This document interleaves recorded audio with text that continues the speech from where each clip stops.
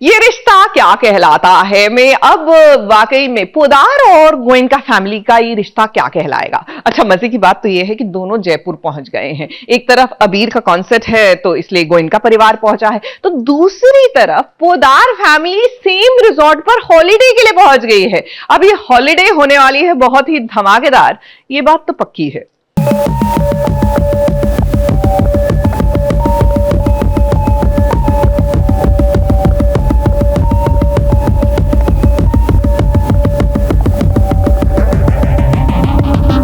ये बुकिंग हमने की है। जयपुर अपनी प्राइवेट प्रॉपर्टी नहीं है मनीष जी। हम इसी होटल में रहेंगे और सबसे बड़े स्वीट मैनेजर आपकी स्वीट का बर्थडे गिफ्ट हम आपको दुगना, हम 3 गुना देंगे और हम 4 गुना, मैं 5 गुना। मुकाबले के लिए तैयार हैं दो दल। एक ओर को अबीरा ने संभाला है केवल 3 खिलाड़ियों के साथ। दूसरी तरफ अरमान ने अपनी टीम की बागडोर संभाली है कई खिलाड़ियों के साथ। इन दोनों को देख के लगता है यहां सिर्फ एक ही नहीं बल्कि अनेकों खेल खेला जाएगा, जिसमें टशनबाजी, झड़पबाजी, तानों की बौछार, बोल बचन, एक दूसरे पर पैसों का रौब दिखाना, ऐसे कई तमाम खेल हैं जो खेले जाएंगे।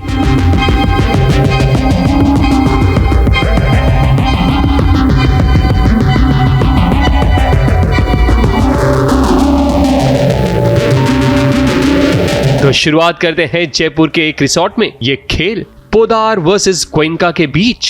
तालियां। ये बुकिंग हमने की है। जयपुर अपनी प्राइवेट प्रॉपर्टी नहीं है मनीष जी। हम इसी होटल में रहेंगे और सबसे बड़े स्वीट मैनेजर आपकी स्वीट का बर्थडे गिफ्ट हम आपको दुगना, हम 3 गुना देंगे और हम 4 गुना देंगे, मैं 5 गुना। और साथ में सोशल मीडिया पे आपके होटल के बारे में पोस्ट करेंगे, वो भी फ्री।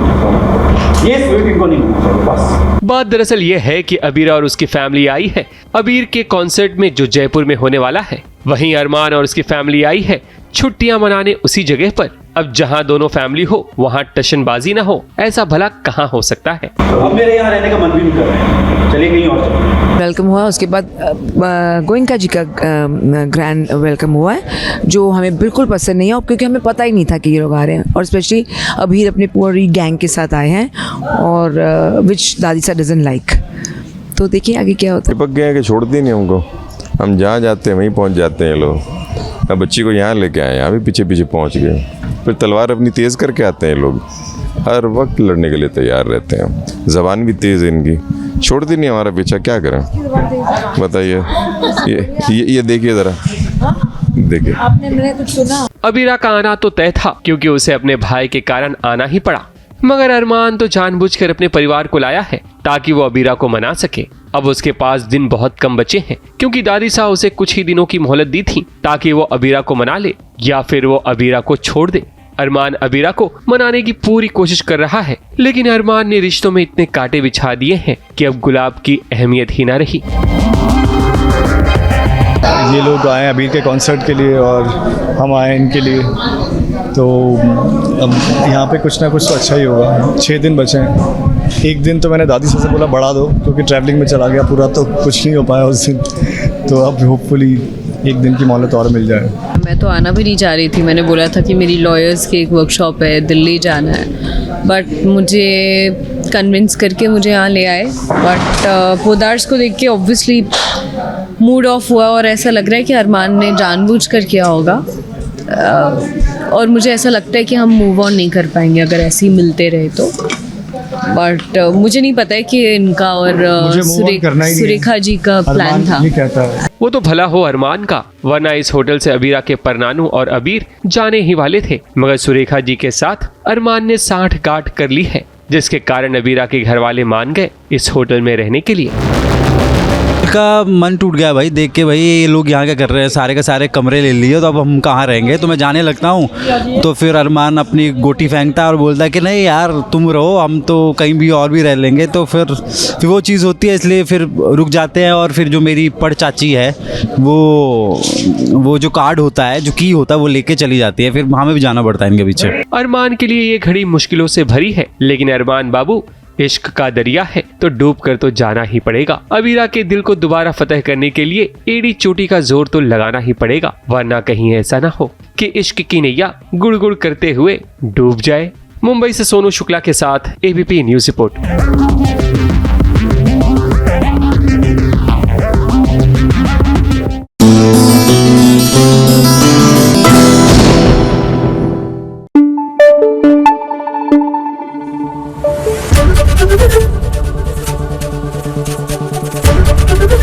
एबीपी न्यूज आपको रखे आगे। अपोलिना वैसे तो अपनी जिंदगी में स्पेस में उड़ान भरना चाहती हैं, जाहिर सी बात है वो एस्ट्रोनॉट बनना चाहती है, लेकिन फिलहाल उन्होंने उड़ान नहीं, लेकिन ऐसा लग रहा है कि घोड़े पर होकर सवार हवा से बातें तो कर ही रही है। आखिरकार क्या है ये पूरा माजरा, आइए आपको बताते हैं।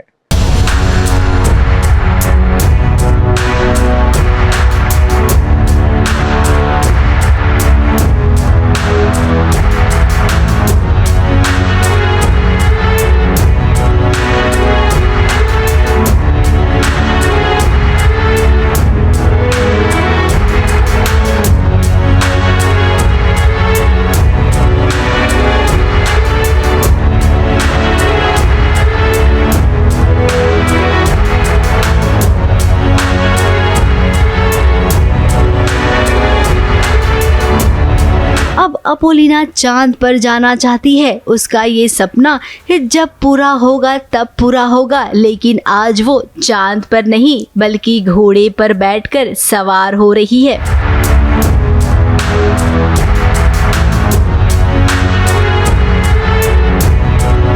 अब अपोलिना को तो बहुत मजा आ रहा है यूं बग्गी चलाकर। अब यहाँ पर किसी की बारात नहीं आ रही है और ना ही किसी की बारात में ये जा रही हैं, बल्कि अपोलिना को इनासा जाने के लिए लेटर आया है, वो भी ईमेल पर। अब शहर में इंटरनेट काम नहीं कर रहा है और उस ईमेल का जवाब आज के आज ही देना है। संगीता यानी मेरी बुआ की बेटी की शादी है, मेरी बहन की शादी है, तो उसका संगीत है आज, संगीत नहीं सॉरी सगाई है। और तभी अपोलिना को पता चलता है कि इसको बहुत इम्पोर्टेंट मेल आया, पर पूरे शहर में कहीं भी नेटवर्क नहीं है। तो अपोलिना भाग रही है इतने सुंदर से आउटफिट में कि सगाई भी अटेंड करनी है और वो मेल भी चेक करना है किसी तरीके। अब देखिए अपोलिना की बहन की सगाई है। अब अपनी बहन की सगाई छोड़कर अपोलिना जा रही है, साथ में उसके पिता भी हैं। अब जब इंटरनेट कहीं है ही नहीं पूरे शहर में, तो ईमेल का जवाब कैसे दिया जाएगा। यासा से मिला है, करेक्ट। एंड यासा से मिलाना बहुत बड़ी बात है। हम नासा नहीं बोल सकते इसलिए यासा बट वो बहुत बड़ी न्यूज़ है ऑफ कोर्स कि चित्रकूट की छोटे से गांव की एक लड़की यासा में इंटर्नशिप करने जा रही है। अब मीडिया वालों के पास पहुंची अपोलिना, क्योंकि उनके पास तो सिग्नल होता है ना सैटेलाइट वाला। रास्ते में स्कूटर भी खराब हो गया, इसीलिए उन्हें इस बग्गी का सहारा लेना पड़ा। बाइक खराब हो जाती है, सब कुछ एक ही वक्त पे जो बुरा होना होता है तो सब कुछ हो रहा होता है। बट पापा जब हमारा काम हो गया उसके बाद देखते हैं कि बग्गी दिख रही है और अपोलिना की एंट्री, फिर जैसे कि आपने देखा होगा अपोलिना की एंट्री होती है सीधा बग्गी पे घोड़ों के साथ, एकदम शानदार एंट्री ऑन टाइम, क्योंकि दादी ने टाइमिंग दे रखी होती है कि इस टाइम तक वापस पहुंच जाना। अब ये सब झूठा ईमेल है, अपोलिना को पता नहीं है। ये चाल तो संजय ने चली है। अब जब घर पर अपोलिना आएगी, मीडिया वालों को पता चलेगा। ये सब देखकर उसकी बहन के ससुराल वाले सगाई तोड़कर चले जाएंगे और घर में होगा बहुत बड़ा हंगामा। अब ये सब तो होना ही है। भले ही अपोलिना आसमान में उड़ेगी, लेकिन सीरियल की दुनिया में तो ड्रामा और कलेश चाहिए ही होता है। फिर आप आसमान पर जाओ या कहीं पर भी जाओ। ABP news report.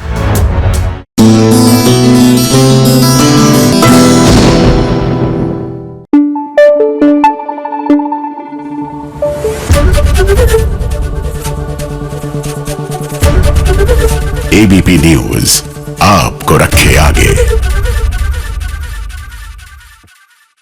कहाँ हम सोच रहे थे कि सीरियल दुर्गा में अब दुर्गा और अनुराग वो पास पास आ पाएंगे, लेकिन ऐसा नहीं है, क्योंकि इन दोनों के बीच में सुहानी जो आ गई है और जब से ये आई हैं ये प्रॉब्लम्स क्रिएट करे जा रही है दुर्गा के लिए।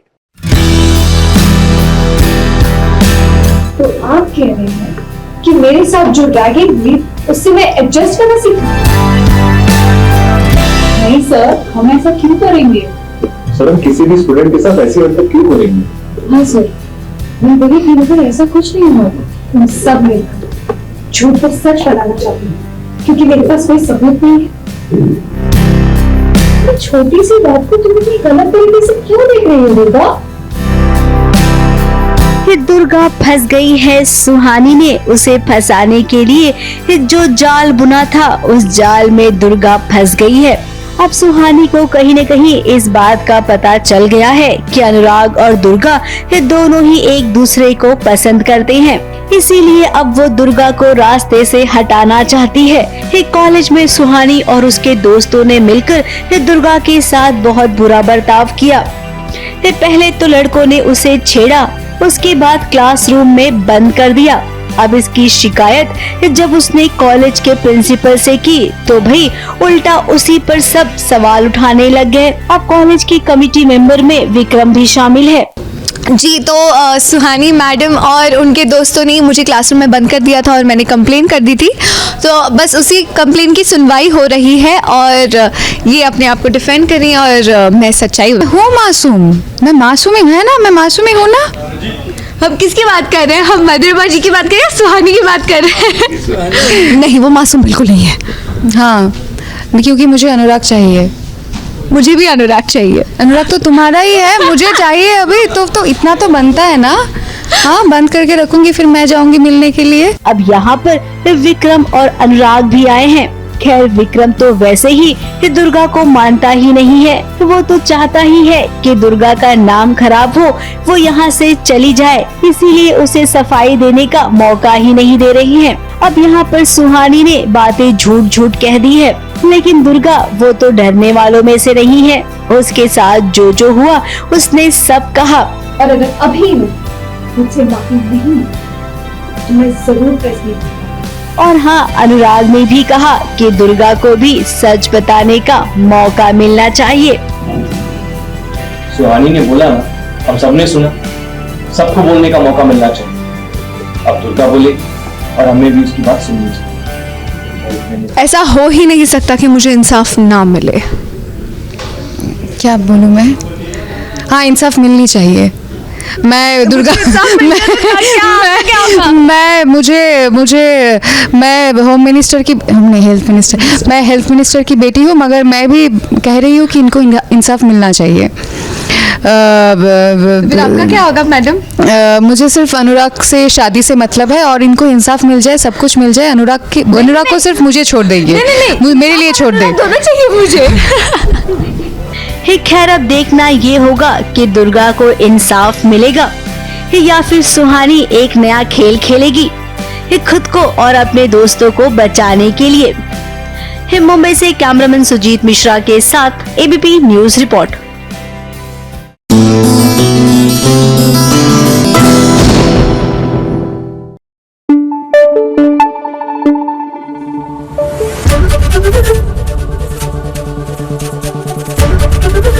एबीपी न्यूज आपको रखे आगे।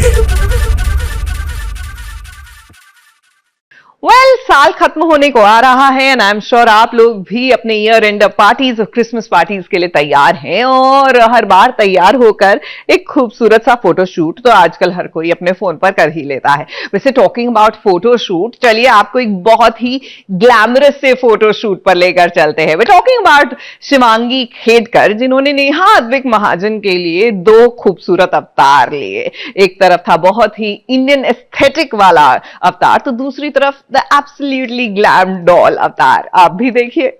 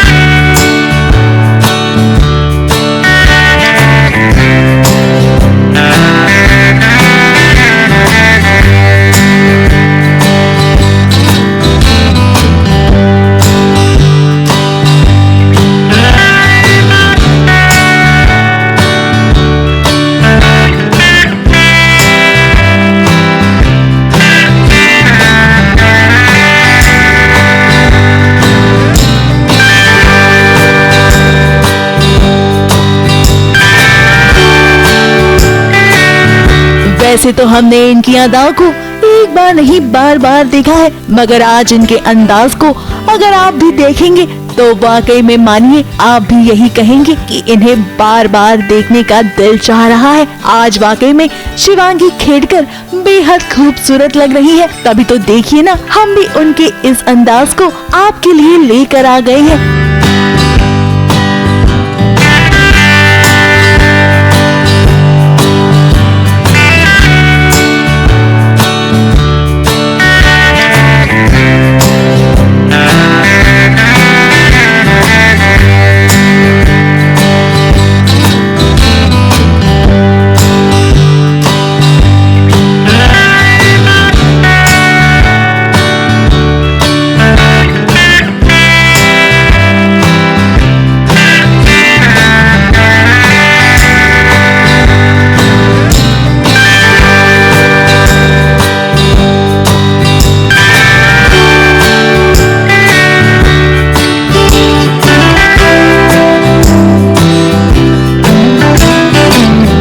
इस खास लुक की खास तैयारी भी की गई है और आज शिवांगी को किसी और ने नहीं बल्कि celebrity makeup artist Neha Advik Mahajan ने तैयार किया है।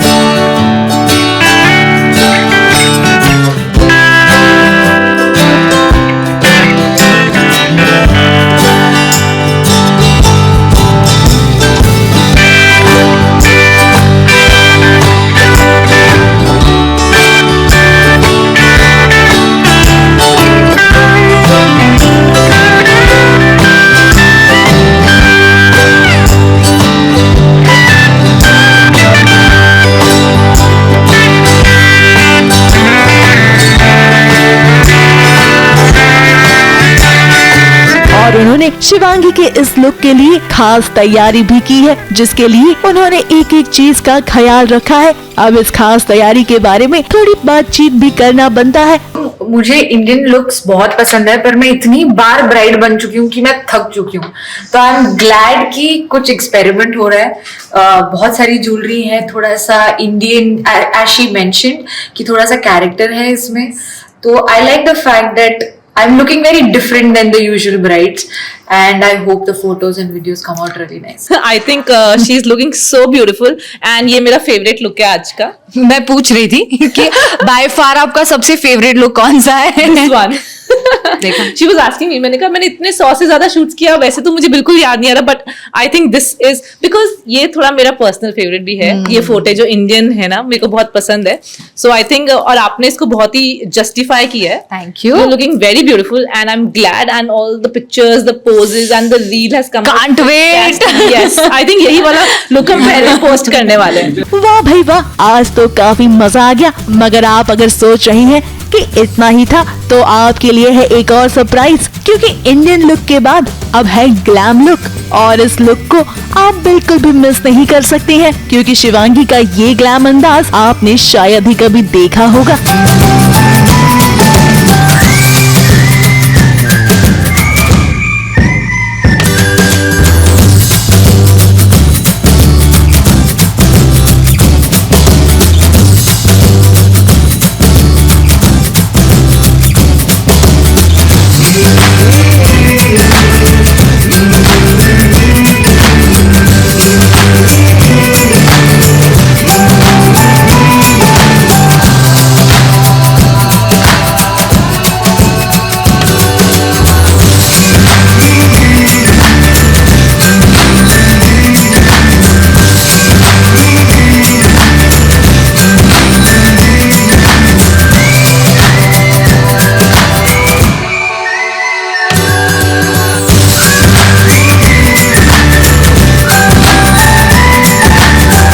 द लुक की बात करें तो शिवांगी बहुत ही सुंदर लग रही है। आई थिंक ये गाउन उनको एकदम एब्सोल्युटली बहुत ही सूट कर रहा है to her personality and to her, you know, structure and everything. And we've done some nice pink smoky eyes with some nice pink lips. थोड़ा सा mermaid type feel देने की कोशिश की है, because gown भी वैसा है fish cut.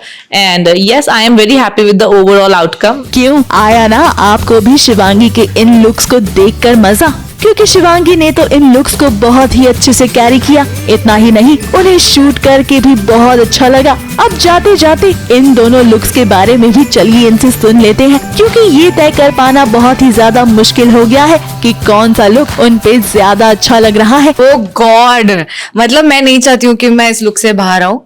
मतलब तो थोड़ा बहुत दर्द होगा तब हम सोचेंगे इसको उतारने का, बट ऐसे लग रहा है कि यार इसी में बैठे बातचीत सलाह लग लीजिए। मुझे बहुत पसंद है। मतलब I think I can't wait for the photos यार। मतलब मैं देखूंगी और फिर क्योंकि मैं बैठी रही, मैंने कहा ये एंगल से भी निकालो, ये एंगल से, एक और टेक चाहिए, एक और टेक दूंगी, क्योंकि ये लुक इतना अच्छा आया है। और you can never go wrong with a sari is what people से, and that's true.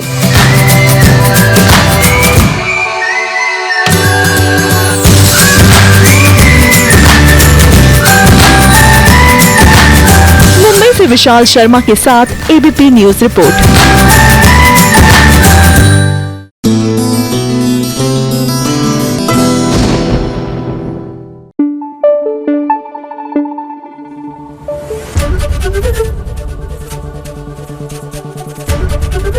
ABP news आपको रखे आगे। भाई एक बात तो तय है कि जो गहना में आलिया है ना, वो तो आयुष्मान के पीछे क्या हाथ धोकर नहा धोकर पड़ गई हैं। लेकिन चिंता मत कीजिए, हमारी गहना इतनी जल्दी हार नहीं मानने वाली है। वो कोई ना कोई तिगड़म तो लड़ाएंगी और अपने आयुष्मान को वापस अपने पास ले आएंगी।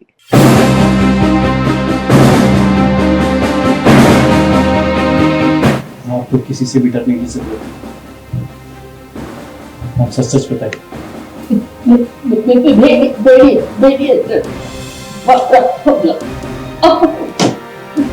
मैं तो शुरू से बोलूंगा कि भेड़िया ने मारा, क्यों है कि मुझे मुजरिम बनाने को बोला। मैंने आपको बचा लिया, इसका मतलब यह नहीं कि आप बेकसूर है।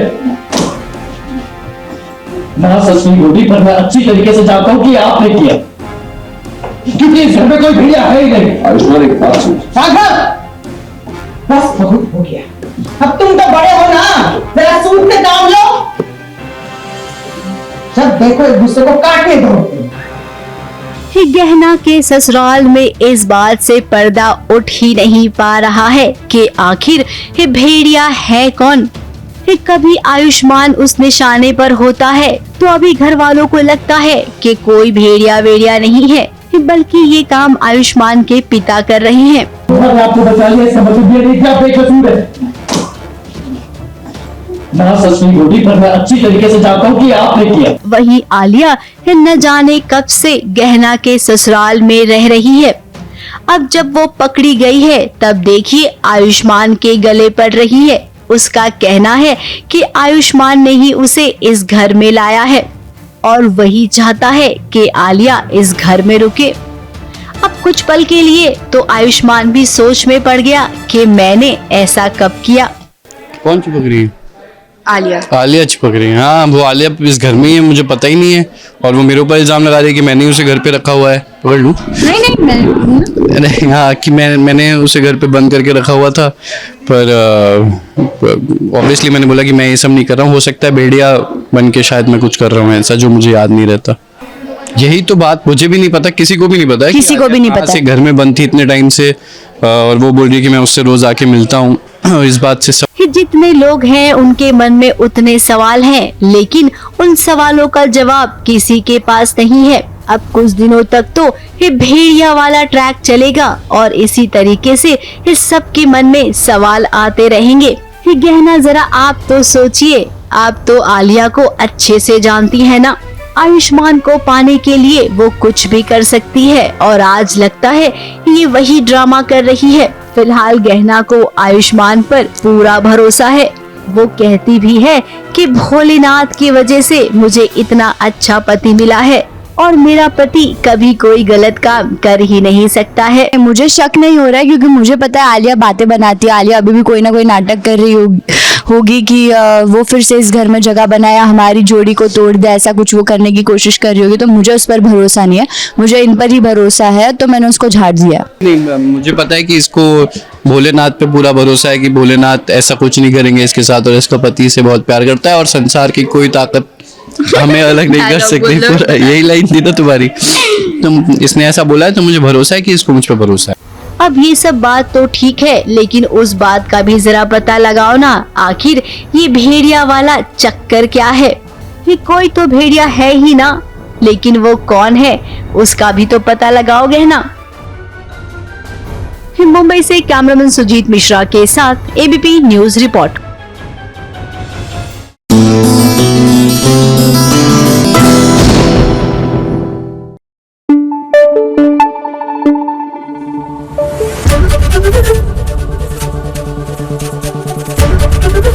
एबीपी न्यूज आपको रखे आगे। माटी से बंधी डोर में भाई वैजू को पता लग गया है कि राणा को गोली जयकांत ने मारी।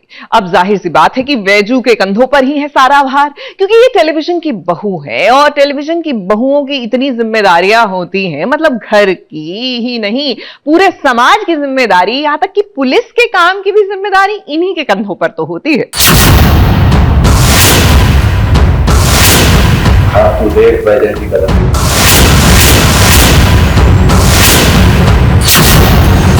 मुझे ऐसे चार दिन फंसाऊंगा आपके जैसा।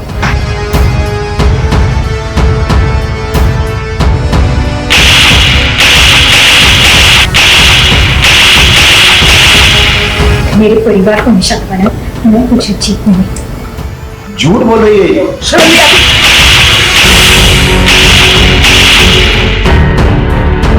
एक बहू कितने सारे किरदार निभाती है। अब वैजू को ही देखिए, आजकल वो बॉडीगार्ड बन गई है और उसने अभी अभी अपने पति राणा की जान भी बचाई है। राणा की हालत फिलहाल ठीक है। अब वैजू घर पर आई है सबूत ढूंढने के लिए कि आखिर राणा पर जानलेवा हमला किसने किया। मुझे कभी भी कहीं भी मार सकता था, लेकिन कभी मुझे मेरे परिवार को हमेशा बना मैं कुछ ठीक नहीं। इधर जयकांत भी घर आया है क्योंकि उसी ने तो पेन की इंक में जहर मिलाया था। वो तो राणा की माँ का काम तमाम करना चाहता था, उसे क्या पता था कि निशाना राणा पर लगेगा।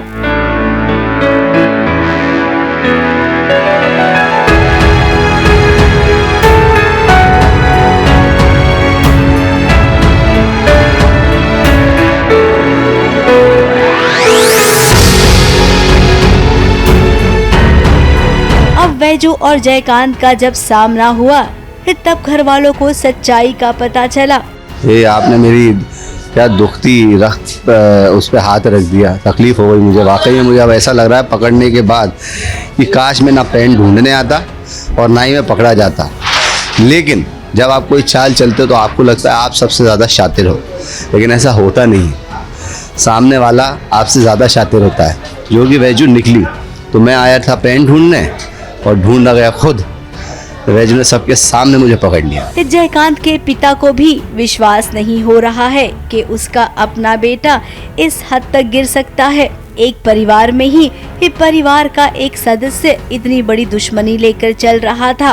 अब पुलिस आई है और पुलिस जयकांत को पकड़कर ले जाएगी, लेकिन आप सबको क्या लगता है कि जयकांत इसका बदला नहीं लेगा? बदला तो वो लेगा, चुन चुन कर लेगा। और हाँ, जयकांत की माँ भी तो है जो वैजू को फूटी आंख नहीं पसंद करती है। इंक में पॉइजन है ना, अभी इंक लगती है तो क्या नीला कलर होता है कि नहीं? इंक अपना निशान छोड़ती है ना, उसी तरह से वो जो उसमें पॉइजन डाला है वो बॉडी में एकदम ऐसा 100 सांपों को मार के वो पॉइजन बनाया है। ये ऐसा नहीं, मतलब ये मारा नहीं है किसी को, 100 सांपों की जुबान से निकाल कर वो पॉइजन निकाला है और वो दिया गया है वसुंधरा को मारने के लिए। लेकिन राणा बीच में आ गया। अब यहाँ पर एक बात पक्की है, राणा की माँ को विश्वास हो जाएगा कि राणा के लिए वैजू ही सही है। कल तक जिस शादी के लिए वो इनकार कर रही थी, आज उसी शादी को धूमधाम से कराएगी। तो तैयार हो जाइए राणा और वैजू की एक ग्रैंड वेडिंग देखने के लिए। ABP news report.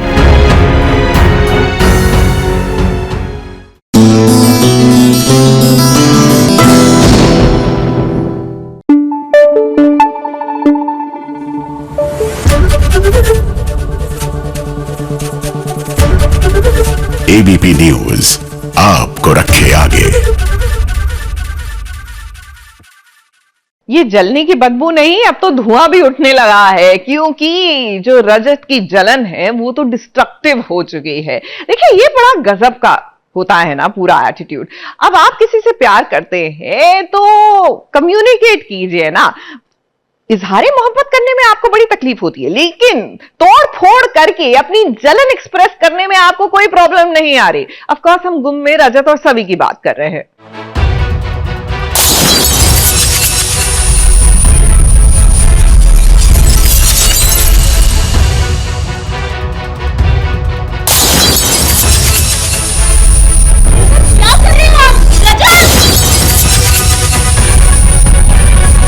कहते हैं कि शीशा हो या दिल हो, आखिर टूट जाता है। रजत का दिल आज कुछ इस तरह से टूटा कि उसने आज गिफ्ट में मिली कार को ही तोड़ दिया, बिना इसकी परवाह किए कि सवी उसी कार में बैठी हुई है।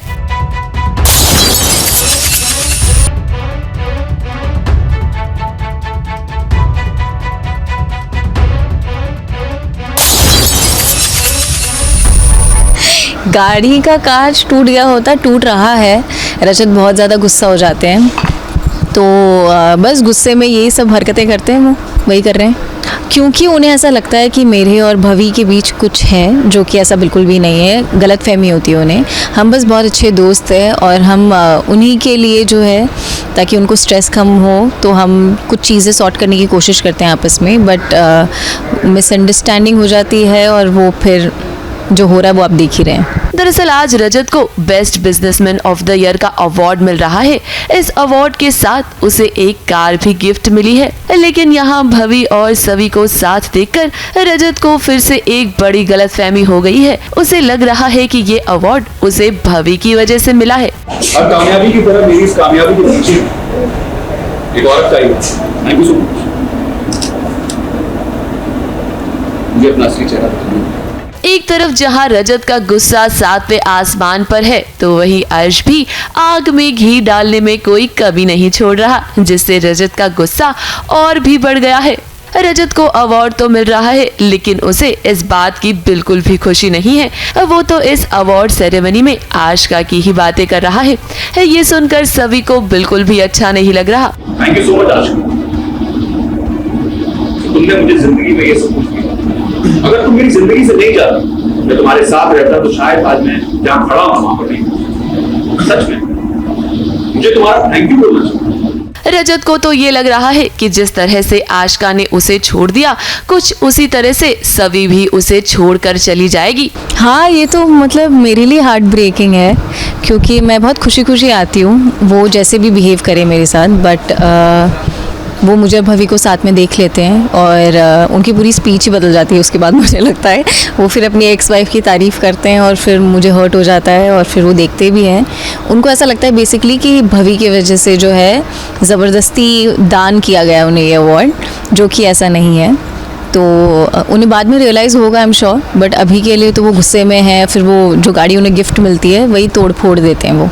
अब रजत को कोई बताए कि उसे कितनी बड़ी गलतफहमी हो गई है, और उसे जो लग रहा है वो बिल्कुल भी सच नहीं है। अब फिलहाल तो रजत और सवी के बीच की ये गलतफहमियां बढ़ती ही जा रही हैं, लेकिन हम उम्मीद कर रहे हैं कि जल्द ही इनके बीच की ये गलतफहमी दूर हो और रजत को सच्चाई पता चले कि भवी और सवी सिर्फ अच्छे दोस्त हैं, उससे ज्यादा कुछ भी नहीं।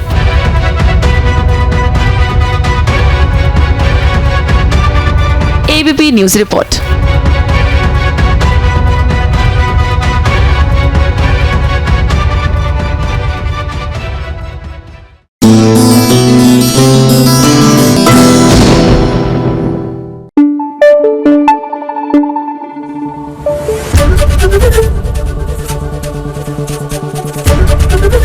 एबीपी न्यूज आपको रखे आगे।